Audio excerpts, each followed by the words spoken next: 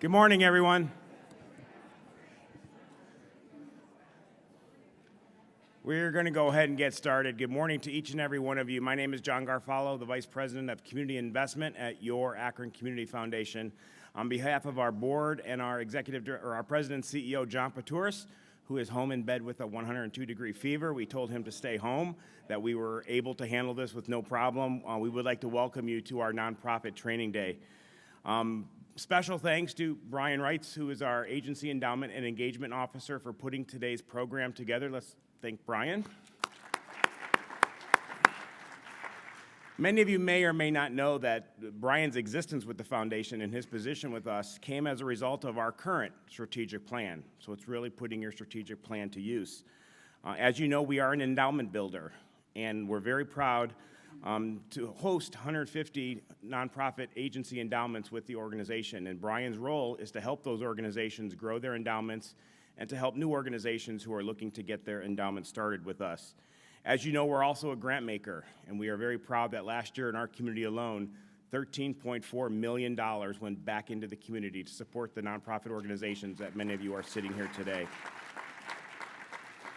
So, strategic plans are important, and in the last two strategic plans that we have experienced at the foundation, we have experienced tremendous growth through the foundation because of the overwhelmingly generous community that we live in, as well as the great staff and the board that we have at the foundation. So we're very proud of the relationship we have with our board, who has entrusted with us the ideas and plans that we have put in place to move our organization forward. And just to share some numbers with you, our assets have grown from $92 million in 2008 to $220 million today, which we're very proud of.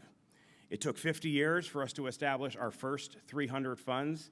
It's taken us 10 years to establish the next 340 funds. So we have had tremendous growth over the last 10 years. Our staff team has grown from 10 in 2008 to 22 today to serve this community that we call home. And finally, we are very happy with our development efforts that in the past it was averaging about $2.8 million a year. And in the past couple years, we've averaged about $12.8 million into the foundation. So as you can see, your foundation is working very hard in the community to support the nonprofit organizations and to help donors meet their philanthropic intent. So strategic plans do matter, and that's what we're here today to hear about. And you're in for a very special treat this morning. So sit back, enjoy, and we're here for you this morning. If you have anything you need, please feel free to let us know. With that, I'll turn it over to Brian.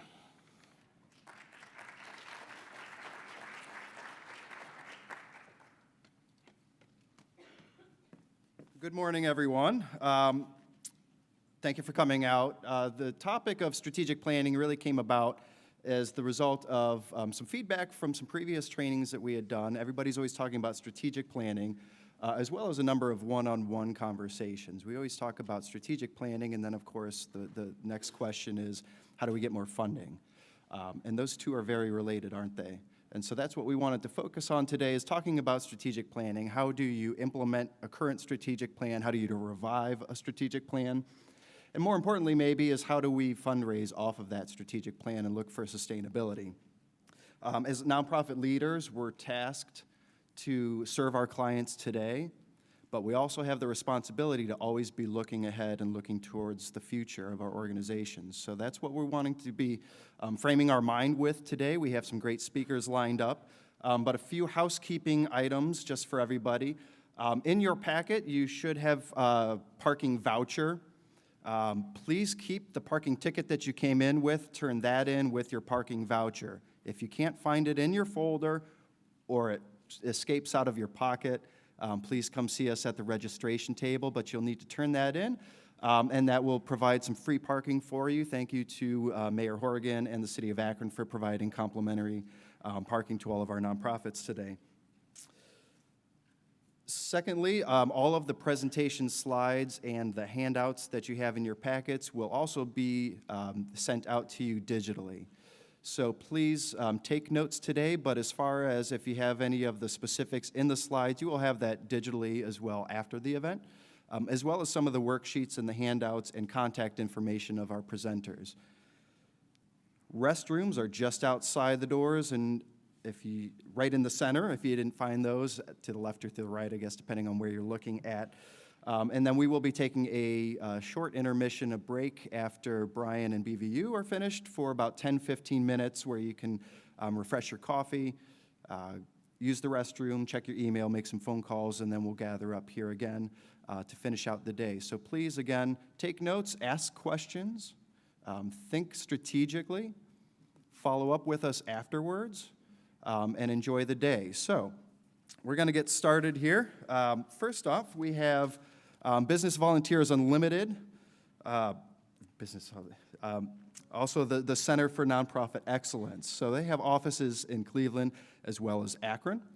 BVU has placed over 3,500 business executives onto 500 different nonprofit boards. BVU assists over 130 business clients annually in developing and implementing strategies for their community involvement. BVU also provides board consulting and training services to 900 nonprofits annually. Our speaker, Brian Broadbent, is the president and chief executive officer of BVU. Prior to joining BVU, Brian was one of the global directors of human resources for Accenture. He has extensive international experience supporting consulting and operations personnel in North America, Europe, and Asia.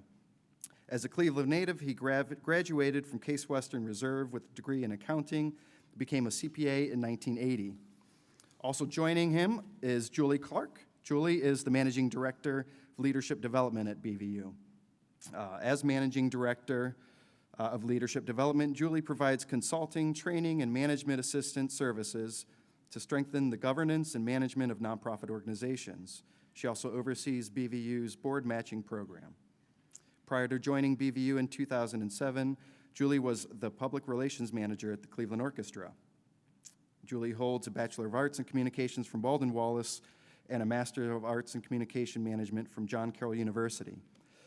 And as I welcome them to the stage, I will point out that when I was chatting with Brian just ahead of coming out here on Thursday, he told me that he was going to be heading to prison on Friday. So I'm thankful that you got out, and I'm not exactly sure what all of that means. Please welcome Brian. Thank you. Yeah, I haven't had that introduction in a while, but I did just come out of prison on Sunday. We have a ministry that we do at Trumbull County State Pen, just in case you're wondering. So that's what it's about. But it's a pleasure to be with you today. So I just wanted to thank John and Brian and John P., who's not here today, to have the opportunity to talk about strategic planning. And I've got a question for you. Well, I won't even ask for a show of hands. You can answer this in your head. But we're going to do this in two parts, because we're guessing not everybody in the audience has a strategic plan done right now. You come because the Akron Community Foundation invited you, and of course, when the Akron Community Foundation invites you, you've got to come to events like this and show up and maybe hopefully learn a little something along the way. But ideally, those of you that do have strategic plans are going to think about the implementation process. Because when Brian had originally invited us to talk about this topic, he said quite simply, he goes, you know, a lot of nonprofits, and this was feedback from you, are having trouble getting their strategic plan in their annual plans. And so we stepped back and said, fine, we've got actually a course we used to teach on this. And what I'm personally going to do with you is introduce you to 7 tools that you can use to keep your strategic plan alive, make it come alive, and keep it at the forefront of your organization. And let me give you the punchline on this. What we want you to do with your strategic plan implementation is come at it with some frequency so that it always stays in front of the board and it stays in front of the staff. That's one of the problems. We're a United Way agency, and I'll never forget when I came into the BVU role 14 years ago, I was ushered into a room, met 17 other executive directors of nonprofits that were kind of new to their roles, that type of thing. And so we were sitting around, and no less than 5 people, they were talking about the problems they're dealing with as new executive directors. No less than 5 people said, we have this strategy, and it's sitting on the shelf, and it's gathering dust. And I kind of thought, really? You know, why is that happening? Because when I was with Accenture, and I don't know how many of you know that firm, but we're all about strategic planning and get it implemented for our clients. And believe me, we drank our own Kool-Aid when it comes to strategic planning. And so what I did was set up a training that you're going to see today, and it's all in your packets, of 7 tools that were almost the best of what I saw at Accenture and things that they used to use in their strategic planning. And hopefully it's helpful. And this will be worth your time and money, because even though we're going to talk about 7 tools, if you take 2 things away out of that, that was worth your hour and a half to be with us this morning and talk about strategic plan implementation. So hopefully you're going to get that much. The other thing I wanted to mention is that just recently I sat down with a nonprofit executive director, because Julie, Kimberly, and Andrea and I, we go around and meet many of you to do needs assessments and hear what's on your mind. And I had an executive director showed the strategic plan, and she said, "What do you think of this? Take a look at it." And I kind of started reading it, and I kind of went, oh my gosh. It was like very lovely language, very flowery language, but like it never had any targets. It didn't have any timelines, things that were guts of a strategic plan. So often, if you want to implement and have good annual processes around your strategic plan, you have to start with a good strategic plan. And that's what Julie is going to start doing up front, is give everyone kind of an overview and a refresher of what your strategic plan should look like and feel like. We're going to give you an example of one later on, and then we'll talk about the tools for implementation. So Julie Clark, if you'd come up and get rolling.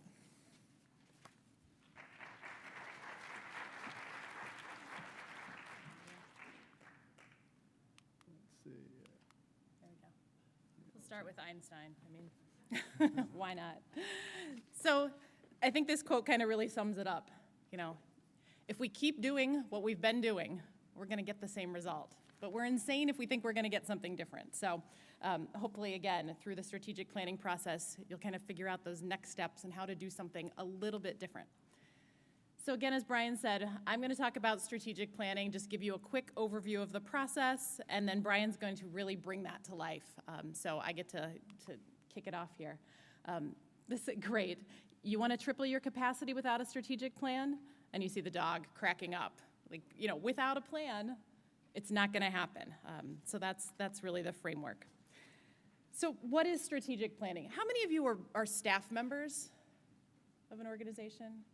Okay. And then how many of you are board members of the organization? Okay. So we'll talk about this, but strategic planning is really a partnership.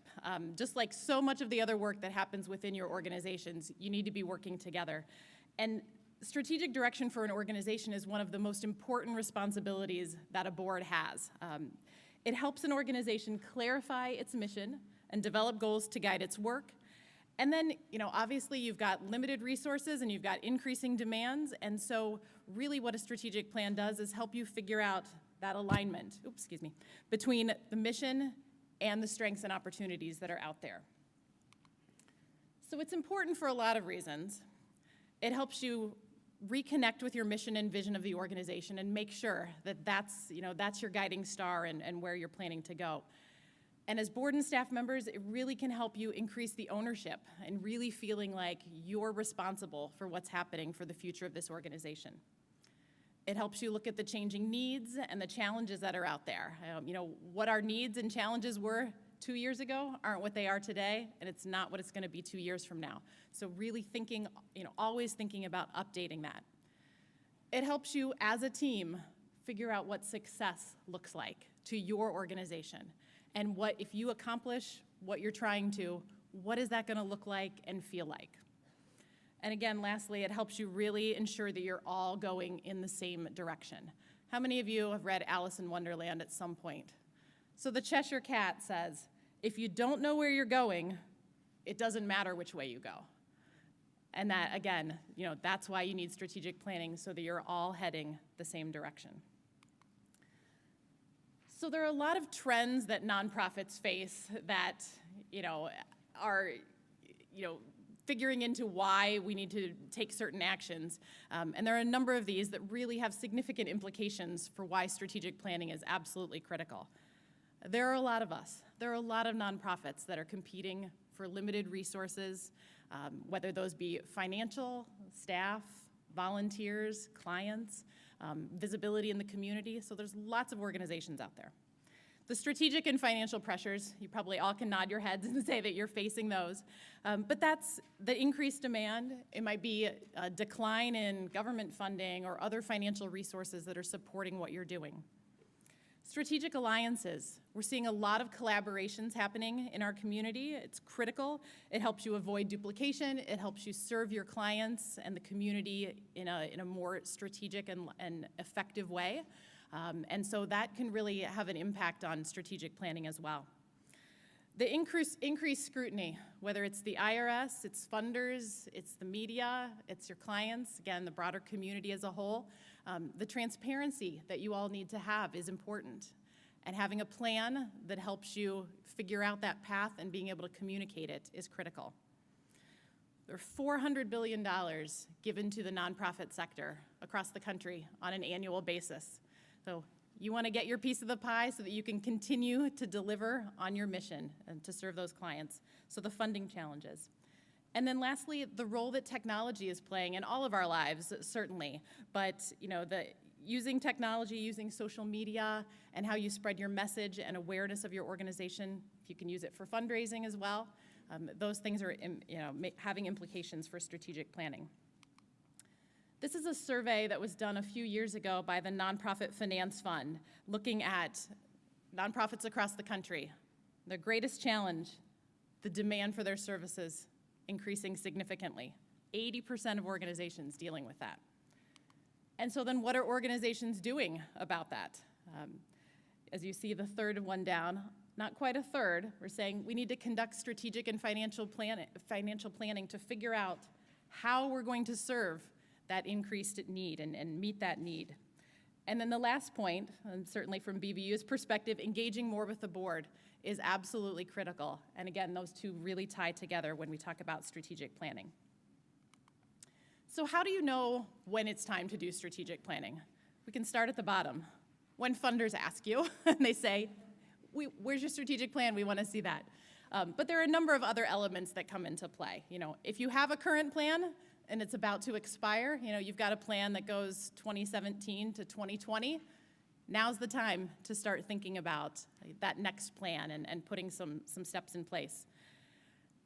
If there's some uncertainty with your organization, whether you're talking about financial sustainability or, again, the long-term direction of where you might be going, you need to take that time to plan and be very thoughtful and thorough with that work.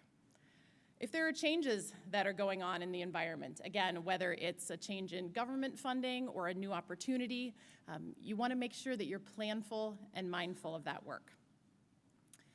This next point about the firefighting, I think many times we're in there doing the work, and it's hard to be thinking about what's coming down the road a year from now, 2 years from now, 5 years from now. But that's really important. When you are at that critical stage where, okay, you can take a breath and say, we've maybe put out that fire, now's the time to do strategic planning. And then if you have a plan, but you've never, as Brian mentioned, it's maybe collecting dust on a shelf, it's beautiful, it's a binder, you've got color-coded tabs, but if you're not able to bring that to life and actually use it, it's probably time to refresh it. Most of the time when we see a situation where, it's collecting dust, you're not able to just pull it out and put it into action because things keep changing. And Brian will talk about, that's the critical piece is keeping this a living, breathing document that you're really using on a daily basis to guide your work.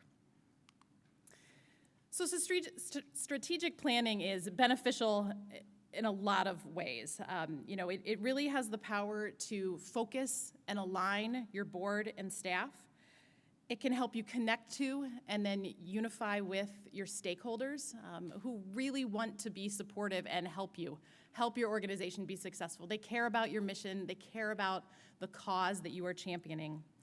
And it also can really help you understand how to communicate with your key audiences, whether they are funders or partners, other community members, and help bring people closer to your mission. So it's really, really critical to driving your mission forward.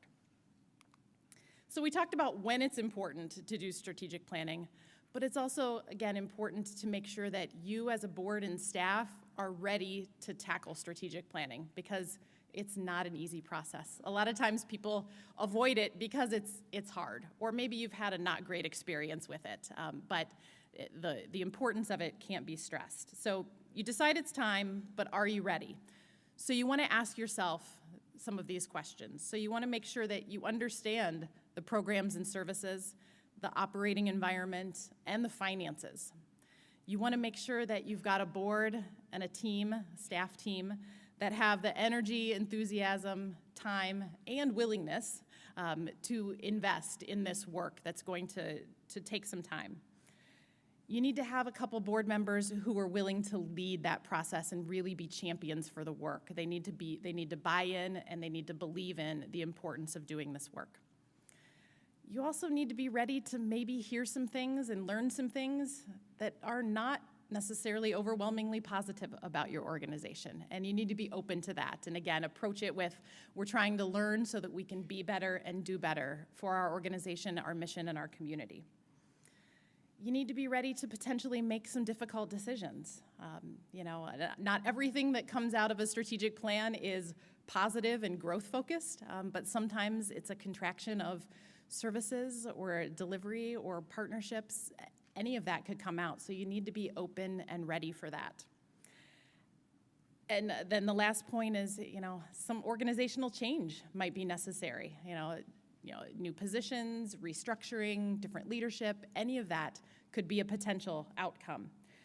So you also need to understand if you've got a board that has the skills and experience to lead this process. So you get through all of that, you decide now's the time, and we have what we need to make that happen. So what goes into a strategic plan? These are some of the most common elements. We're not going to walk you through how everything gets there, but a few important elements.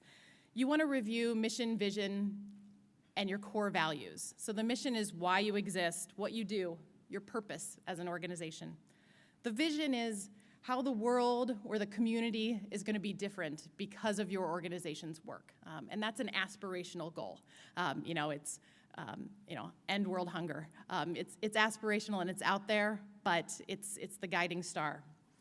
And then your core values are what you as an organization believe, to your core, to the root. They help guide your behavior, help you make decisions. Who you are as a board, who you are as a staff, who you are as a service to the community. You also want to have a good understanding of what's going on with the organization as a whole, kind of the state of the union. Where are we? Who are we serving? How's that working? Both internally and an external view of that as well. You have your strategic goals, and so these are the big, you might have 3 to 6 of these, but this is what we want to accomplish, what we're going to change, focus in a few areas. They might be related to programming, people, infrastructure. Almost every plan that we do has some element of financial sustainability being an important key goal. And then the next level down is your strategies or tactics, depending on who's working on your plan and the specific terms they might use. But these are the actions that you're going to take to accomplish those goals. And then the last 2 points are what Brian's going to really focus on. But the measurements and then what you need, financial, people, what are the resources that are required. So many times these last 2 elements are missing in a plan. And again, it's a dream if you don't have what's actually required to make that happen. If you're going to need to add staff, if you need to raise additional money, if you're going to triple the number of people that you're serving, you're not going to do it with the current resources that you have. So this is a quick run through of what the process looks like in general. The first piece is you need to put together your team. So you have a strategic planning task force that you bring together, and it's usually 8 to 12 people. It's not the full board. It might be a subset of the board, and then you have some staff members. You might have some community partners or key stakeholders that you might include in that as well. You figure out if you're going to engage a consultant or a facilitator. We do strategic planning, so shameless plug, we do this, and we'd love to work with you. But the key is finding somebody or a group of somebodies who are going to really move things forward. If you've got somebody on the board that can do that, great, The challenge is then that person is not able to be as fully engaged in the dialogue and discussion that's happening because they are leading the process. So something to just be mindful of. You want to agree as a task force on the time frame. How long do we think this is going to take? Or do we have an end goal in mind? What are the activities? What are the steps that we're going to undertake in this process? And then what do we want to get out of this at the end? The next piece is kind of the research phase. So you are doing surveys and interviews with stakeholders, and depending on your organization, you may have a number of subsets of that group that you might be talking with. You might do some benchmarking or some competitive analysis depending on your mission and your industry. And that might be local, it might be regional, it might be national, depending on your scope. And then ideally, you have the opportunity to speak with some funders to really understand what they see for your agency, as well as what's going on in the broader nonprofit community that might be impacting how you are trying to accomplish your work. Then you have a series of meetings, 4, 5 meetings, depending, where you are really, and these are serious working meetings where you are drafting the plan and pulling it apart and saying, are these the right, big buckets that we're talking about, and then break it down a little bit smaller from there. And again, that piece, it's really critical at that point that you start including the resources that are necessary, and then who's going to be responsible and how you're going to measure, if you're successful. And then you have a board retreat, and that's where you engage the full board. So you've had this smaller working team, task force, and then you bring it to the full board, and you expect that it's going to change when you bring it in front of the full board. But when we do the work, we're breaking into smaller groups and having smaller teams that are discussing it and kind of pulling apart each of the goals to really make sure that, in the end, we're getting to the best possible goal for the organization. And then you finalize the plan. So you have this board retreat, and you've worked it, and you might be doing some wordsmithing. And then you come back, you make a few more changes, and you might reorder things, and then it's coming back to the board for full approval. At that point, you want to share this work with the broader community. You have put a lot of blood, sweat, and tears into this, and you want to have, whether it's a one-pager or you've got it on your website, but some way to let the community know, hey, we're really excited about this important work that we've undertaken, and this is where we're trying to go as an organization, and we want you to be a part of that and join us in that work. Again, the importance of communicating externally with everybody that was a part of the plan and everybody you want to join you in that work. And then with the board, you want to make sure, so you've put this plan together and you've got 3 to 5 major goals. You want to make sure that your board committees align with those goals. You've identified those goals through this strategic planning process as the most important things that this organization is going to focus on. And so the board needs to also be focused on those most important things over the next 3 years while you're living the plan. Really, really critical to make sure that that's happening. And the strategic plan needs to have a piece of every board meeting agenda. Again, whether it's a quick update or, this piece of work is happening, but there's some element, you've put this plan together, three-year plan usually, every board meeting should have some element of that. So the keys to success, kind of recapping a lot of what we've covered already. The commitment and participation from everybody. Again, when you're asking somebody to be part of your strategic planning process and your task force, you're asking them to commit some time and some energy and their brains to help this organization. And you really need everybody's buy-in to make that work. It's important to clearly be communicating throughout the work that you're doing so that everybody on the team understands, where this process is. If there's a hiccup and something's going to take a little bit longer, make sure that that's being communicated. You don't want to shortcut things. So again, making sure that you've got a realistic time frame. We're working with an organization right now. They wanted the plan approved in June. They've got some really big decisions to make and some research to be done as part of that. And so we went back to them and said, as a task force, we don't think that we can get this done by June because we don't want to take a shortcut. We want to make sure that we're being as thorough as we can, and this other element has come into play, and we've got to do our work to make sure that that's successful. So being realistic about that. And then the last piece, and I'm going to turn it over to Brian, is really to turn those strategies into action. Again, that binder on the bookshelf is fantastic, but if you don't bring it to life, you're not going to accomplish those goals. So I'm going to turn it over to Brian, and I'm going to end with, Brian loves baseball and softball, and so if any of you play softball or might look like you're a softball player, he'll try to recruit you for his team. But I will, I'm going to end with a Yogi Berra quote. If you don't know where you're going, you'll end up someplace else. So, all right, over to you, Brian. There you go. Thank you, Julie.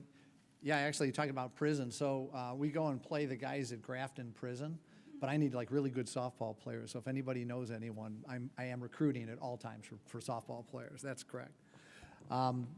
Okay, so we're going to get real tactical right now. We're going to get dirty a little bit here in terms of some nuts and bolts. And I'm going to want to have you also look at some of the materials you have in your file. We'll pull out different things along the way. But so let's get into it.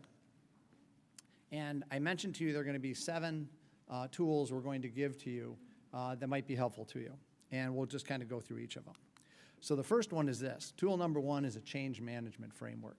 And it's kind of funny. Change management, used to be a lot of buzz about 20 years ago or so, even longer, 25 years ago. And people now, it's kind of like, it leaves a bad taste in their mouth when they talk about change management. But if you want to have change in your organization, there are a couple of triggers that you need to think about to make sure your organization's ready. The other thing I'll tell you, by the way, some of this is going to sound a little like corporate speak, but this applies to every nonprofit. And I know many of you come from very small nonprofits. Some of these same elements are very important to you. And I'm going to give you 2 pictures on change management. So the first is this slide. And so on the left-hand side, you've got your strategy, the things Julie was just talking about, what you're trying to do with your strategic plan. And the far right-hand side, you've got your measures, your metrics, your outcomes. So how are you going to make this stuff happen? How are you going to make change happen? Well, the things you have to get right for your organization to be ready for change, and by the way, this is both for the board as well as for the staff, are the things in the middle.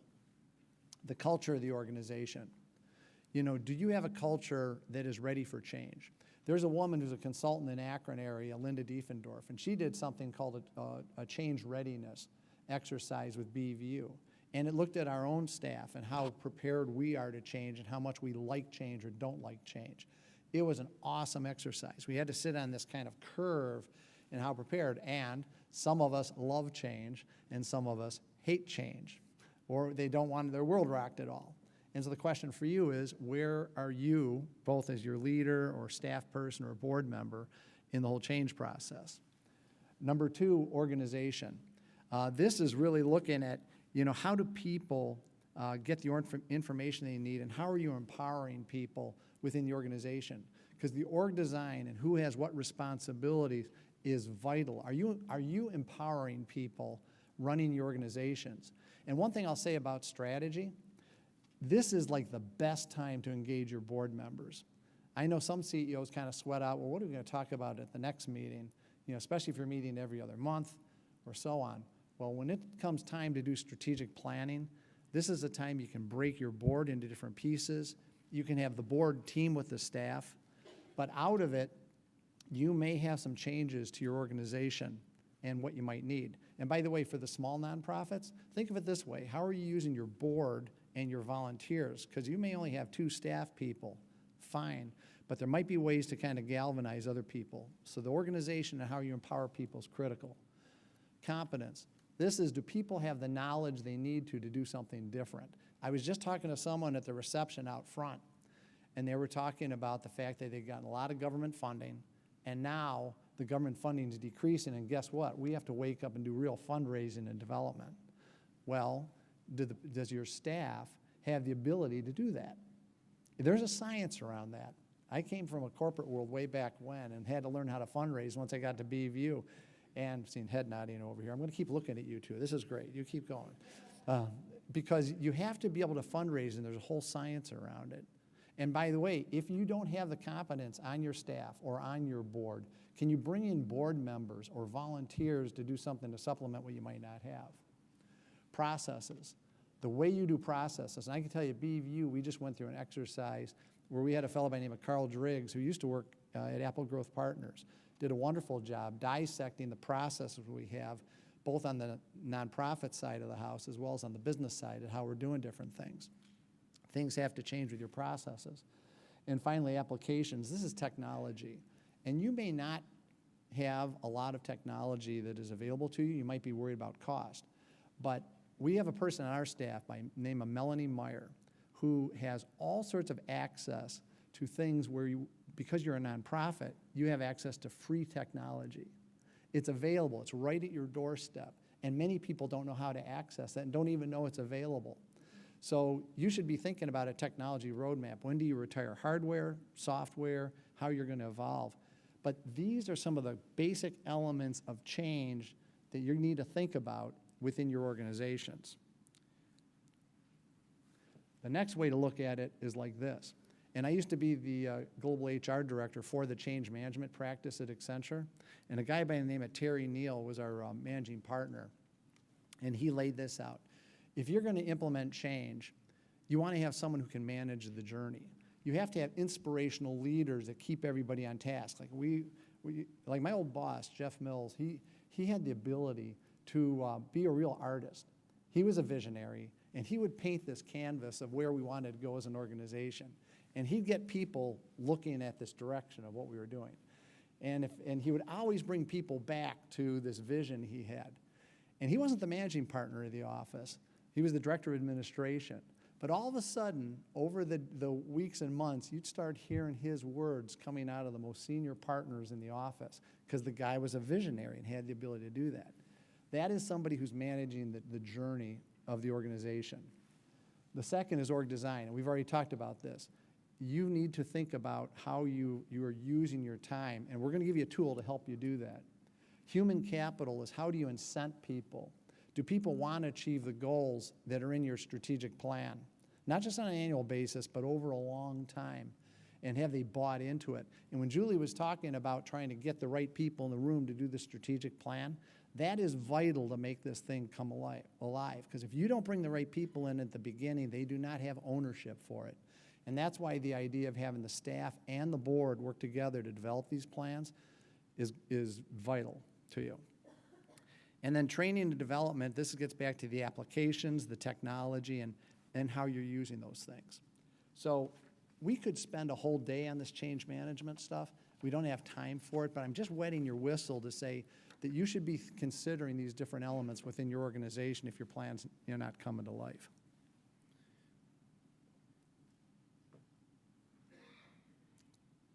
All right, so linking the plan to strategy.